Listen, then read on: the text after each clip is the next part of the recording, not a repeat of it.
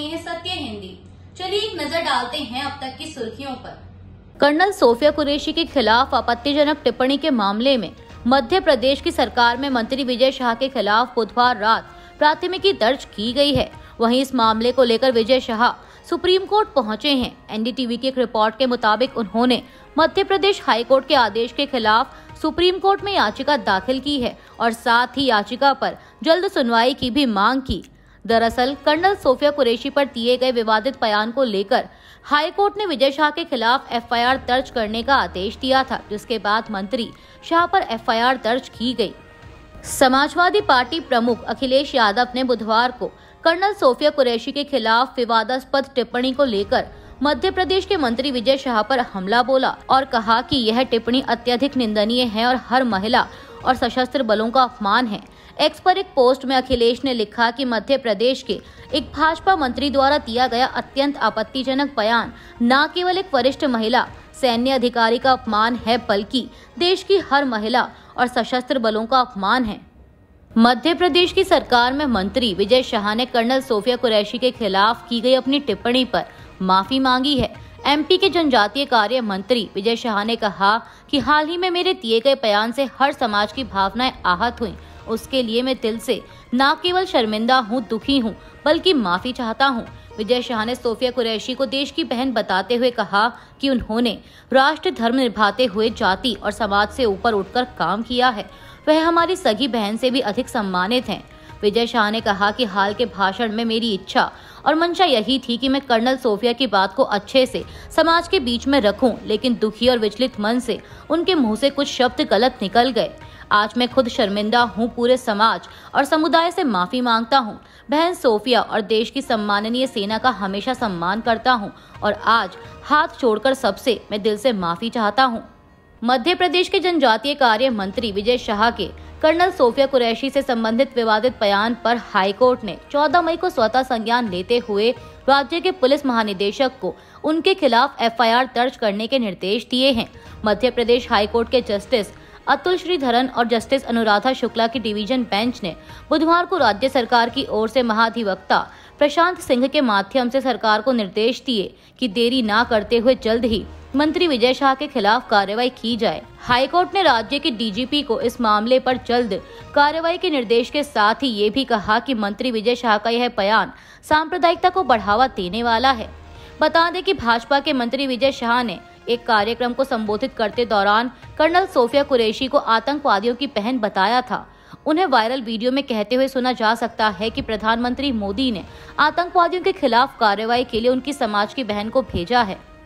PTI की एक report के मुताबिक जम्मू कश्मीर के पुलवामा जिले में गुरुवार को सुरक्षा बलों और आतंकवादियों के बीच मुठभेड़ शुरू हो गई। पुलिस के एक अधिकारी ने बताया कि आतंकवादियों की मौजूदगी की सूचना मिलने के बाद सुरक्षा बलों ने दक्षिण कश्मीर जिले के अवंतीपोरा के नादेर त्राल इलाके में घेराबंदी और तलाशी अभियान शुरू किया था। उन्होंने बताया कि आतंकवादियों द्वारा सुरक्षा बलों पर गोलीबारी करने के बाद तलाशी अभियान मुठभेड़ में बदल गया और सुरक्षा बलों ने भी जवाबी कार्रवाई की। मीडिया रिपोर्ट्स के मुताबिक इस जवाबी कार्रवाई में जैश-ए-मोहम्मद के 3 आतंकवादी मारे गए हैं। जवाहरलाल नेहरू यूनिवर्सिटी ने तुर्की की नोनू यूनिवर्सिटी के साथ समझौते को निलंबित कर दिया है। इसकी जानकारी यूनिवर्सिटी ने अपने एक्स अकाउंट पर साझा की। पोस्ट में लिखा गया कि राष्ट्रीय सुरक्षा को ध्यान में रखते हुए जेएनयू और तुर्की की नोनू यूनिवर्सिटी के बीच मेमोरेंडम ऑफ अंडरस्टैंडिंग अगले आदेश तक निलंबित कर दिया गया है। जेएनयू देश के साथ खड़ा है। दरअसल आपको बता दें कि भारत और पाकिस्तान संघर्ष के दौरान तुर्की ने खुलकर पाकिस्तान का समर्थन किया था। भारतीय सेना ने बुधवार की रात कहा कि मणिपुर के चंदेल जिले में असम राइफल्स के एक यूनिट के साथ मुठभेड़ में कम से कम 10 उग्रवादी मारे गए। भारतीय सेना की पूर्वी कमान ने सोशल मीडिया प्लेटफॉर्म एक्स पर एक पोस्ट में कहा कि भारत और म्यांमार बॉर्डर के करीब चंदेल जिले में न्यू समताल गांव के पास सशस्त्र उग्रवादियों की आवाजाही को लेकर मिली खुफिया जानकारी पर कार्रवाई करते हुए असम राइफल्स यूनिट ने 14 मई को एक अभियान शुरू किया। सेना की पूर्वी कमान ने बताया कि अभियान के दौरान संदिग्ध उग्रवादियों द्वारा सैनिकों पर गोलीबारी की गई, जिस पर जवाबी कार्रवाई में 10 उग्रवादी मारे गए। इस अभियान में बड़ी मात्रा में हथियार और गोला बारूद बरामद किए गए हैं। भारतीय सेना ने बताया कि ऑपरेशन अभी भी जारी है। बिहार से दिल्ली जा रही एक स्लीपर बस में लखनऊ के मोहनलालगंज इलाके में स्थित किसान पथ पर भीषण आग लग गई। इस हादसे में 5 लोगों की मौत हो गई है। लखनऊ दक्षिण डीसीपी निपुण अग्रवाल ने बताया कि बस में 70 लोग सवार थे। उन्होंने कहा कि आग लगने से बस में सवार 2 बच्चों और 2 महिलाओं समेत 5 लोगों की मौत हो गई। अन्य यात्रियों को उनके गंतव्य तक भेजा जा रहा है। हालांकि आग कैसे लगी इसके बारे में आधिकारिक जानकारी नहीं मिल पाई है। पुलिस के अनुसार बस का इमरजेंसी गेट ना खुलने के कारण पीछे बैठे यात्री समय रहते नहीं निकल पाए।